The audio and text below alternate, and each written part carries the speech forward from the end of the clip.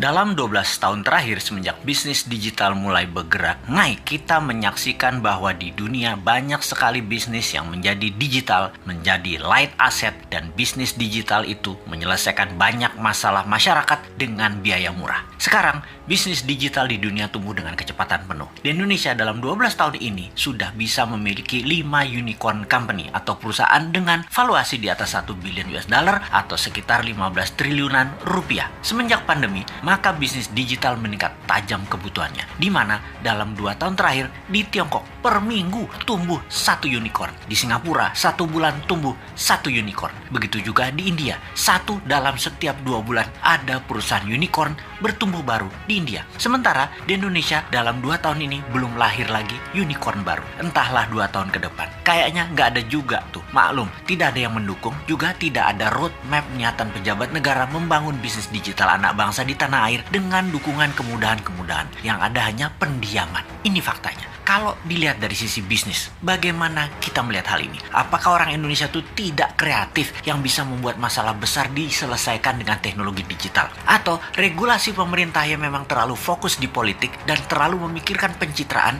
sehingga lupa mengangkat sendi bernegara lainnya seperti ekonomi, budaya, sosial, pertahanan, dan keamanan? Terlalu politik, sangat politik, serta politik adalah segalanya yang harus didulukan. Sungguh, unicorn ini berciri satu hal, semakin besar problem yang di-solve, semakin besar masalah yang terselesaikan. Maka semakin cepat perusahaan digital itu bertumbuh serta dibutuhkan karena memang menyelesaikan masalah-masalah besar tadi. Apakah di Indonesia sudah tidak ada problem besar lagi? Apakah sudah banyak solusi yang dibuat? Atau malah kebijakan mengebiri banyak gerakan kreatif masyarakat? Contoh, data di lapangan ada puluhan ribu pendaftar minta sertifikasi BPOM yang sudah tahunan gak keluar. Bagaimana UKM mau maju kalau demikian?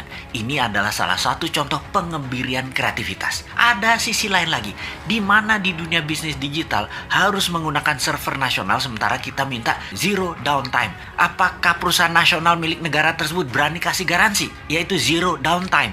Nggak ada tuh. Bahaya dalam bisnis digital misalnya kalau mau transfer duit, tahu-tahu ngedrop. Namun server dan sarana internetnya nggak berani kasih jaminan atau ganti rugi. Berat lah. Nah, itulah susahnya berbisnis dengan negara yang berbisnis, yaitu BUMN. Sementara server dan fasilitas dari luar negeri sudah lebih murah plus garansi zero downtime. Kalau lama mereka bayar penalti, tetapi nggak boleh dipakai. Kalau bisnis digital buat browsing-browsing sih aman. Yang paling ditakuti adalah pada saat upload data. Ini nggak boleh ada downtime. Jadi, wahai generasi new mind, harusnya kita mengatakan lupakan mimpi jadi Mark Zuckerberg, lupakan mimpi jadi Jack Ma-nya di Indonesia, karena perusahaan Anda sulit jadi unicorn dalam waktu yang cepat. Apakah kalau mau kaya cepat di negeri politik ini emangnya harus breaking law, merusak aturan bisnis yang ada gitu ya? Kita jadi nggak bisa alim-alim amat kalau kayak gitu. Harus super kreatif mengalahkan kekakuan old mind regulator yang cari selamat di dalam menjabat, bukan malah untuk mempermudah masyarakat berusaha. Duh, lamanya 2024.